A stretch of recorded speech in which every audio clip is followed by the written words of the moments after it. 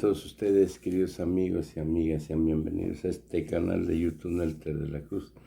Por ahí no se les olvide darnos su like abajo, aquí a la campanita, piquen el chingado. Puchen para llegar a más personas.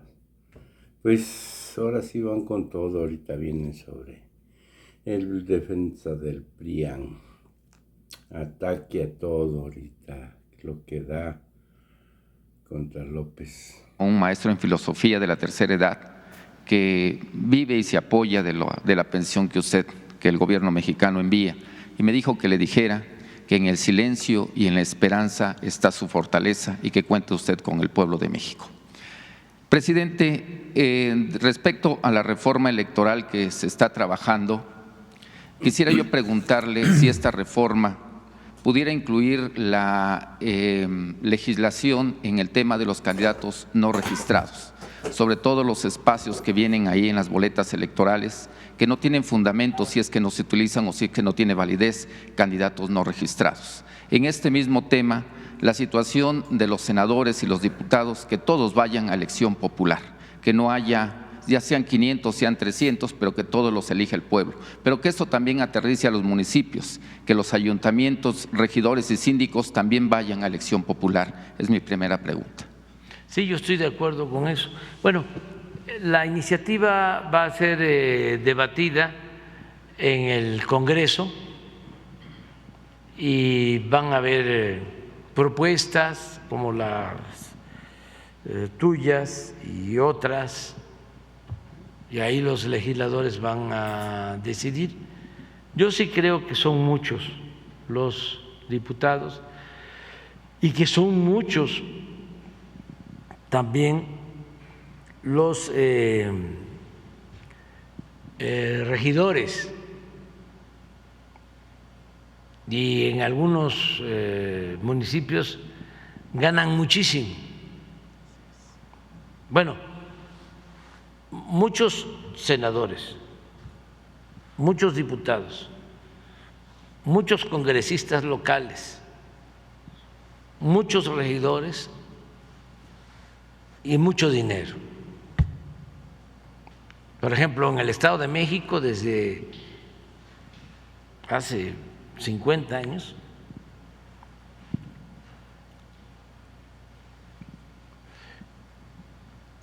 fue el primer estado en donde el legislador, además de su sueldo, se le daba un presupuesto para que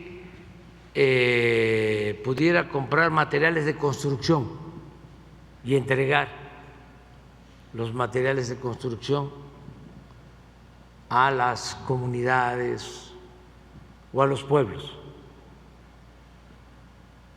Lo cierto es que ese dinero lo manejaban en forma discrecional y además no es una competencia de un legislador, no es esa su función, pero era una manera de tenerlos controlados, era maiciarlos, como decía Porfirio Díaz. Que eso también se está acabando y es importantísimo. Cuando Porfirio Díaz aparecía un opositor y lo cuestionaba, decía Porfirio, ese gallo quiere maíz. Y ya maiciaban al gallo y dejaba de cantar. Eso se mantuvo hasta hace poco. Es de las prácticas que están desapareciendo. Porque en los últimos tiempos también se maiciaba a los legisladores. En el gobierno anterior, casi a todos los legisladores, no todos porque había una pequeña minoría que no lo aceptaba,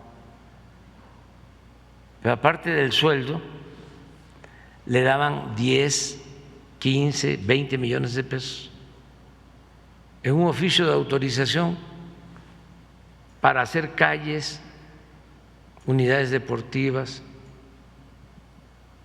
o estadios.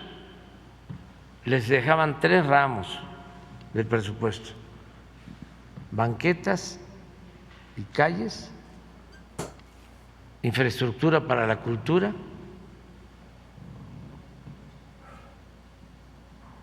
y deporte.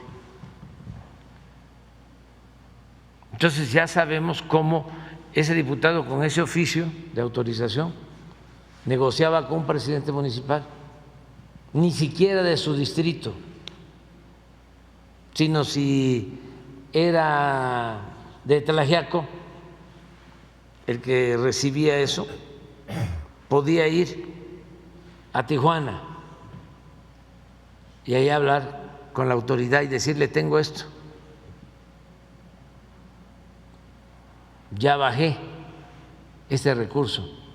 Así le decían: ayúdame a bajar recursos, nada más me tienes que dar un moche. Lo otro era: no me des nada, pero yo te recomiendo a la empresa constructora. Esos eran los moches para los legisladores federales. Y luego el moche más grande para los coordinadores de los grupos. Ya esos recibían miles de millones de pesos.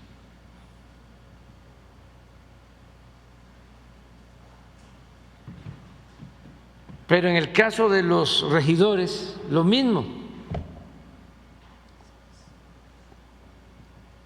Yo les hablaba del caso de Acapulco, que antes venían las elecciones para presidentes municipales y se inscribían 50 para ser candidato a presidente municipal. Pero para ser regidor se inscribían 2,000. ¿Cómo? Si el presidente municipal tiene más jerarquía que el regidor. Bueno, porque los regidores ganaban formalmente igual que el presidente municipal, 100, 150,000 pesos. Pero además tenían canonjías y luego, no solo en Acapulco, en otras partes, para firmarle la cuenta al presidente, recibían otro moche. Entonces, imagínense, en donde hay 12, 14 regidores en un ayuntamiento, ¿cuánto aparato? No solo lo que se paga de sueldo, lo formal, sino la corrupción que se propicia. ¿Dónde está el servidor público, el siervo de la nación? Entonces, todo eso lo debe de ver, lo debe de analizar el Congreso. Ese es mi punto de vista. Y también que los elige el pueblo, que todos pasen por elección, que se convierta en hábito la democracia, y no solo cada 3, cada 6 años, no solo democracia representativa, democracia participativa. Acaban de haber elecciones en Estados Unidos. Me platicaban que en San Francisco y en otros lugares era un cuestionario extenso, porque aprovechaban para consultar si querían que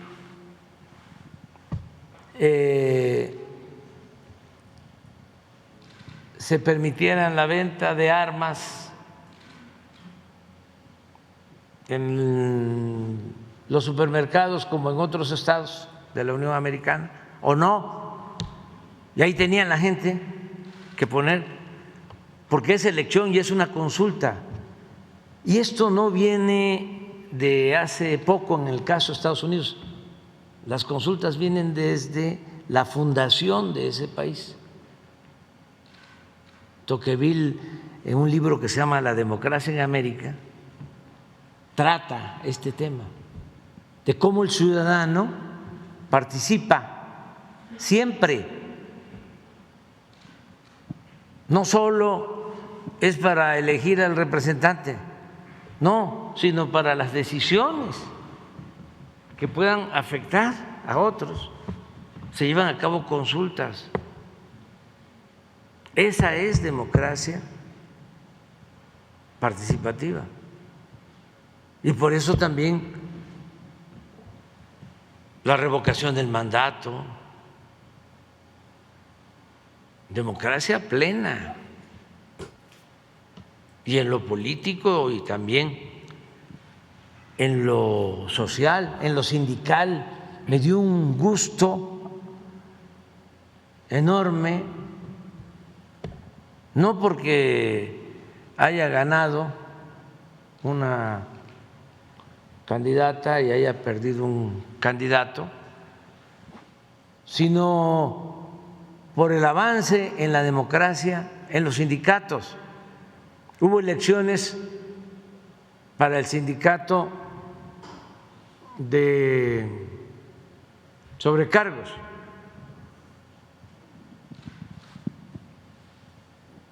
De Aeroméxico.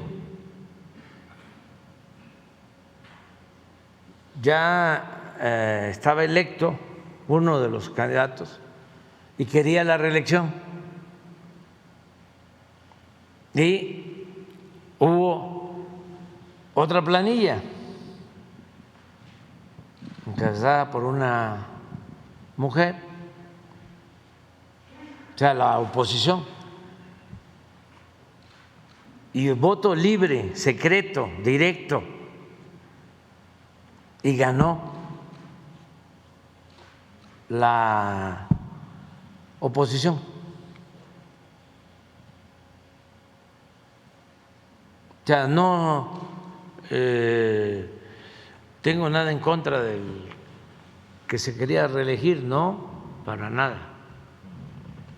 Ni conozco tampoco a la compañera que ganó. Lo que celebro es la democracia. Eso fue hace una semana. Empezaron a votar hace 10 días. Como trabajan, por cierto, eso tuvo que ver con el triunfo, porque les están apretando mucho a los trabajadores y quieren una representación, según pues lo que me decían, que los defienda más. Bueno, pues como trabajan, pues votaron creo que 10 días y ya los resultados ustedes ni se enteraron. Bueno, eso, ¿qué lo va a decir la prensa? Está muy difícil que haya salido en algún periódico, que lo haya comentado. Pero lo interesante es que no hubo ningún problema. Todos aceptaron. Ese es el hábito democrático que queremos. Y lo mismo en la familia y en todo. Democracia como forma de vida. no solo como sistema de elección o de participación ciudadana y política. Entonces, eso es lo que puedo comentarte. Seguimos. Presidente, vengo de Oaxaca y obviamente estamos viviendo un momento histórico, la transición entre Salomón Jara y un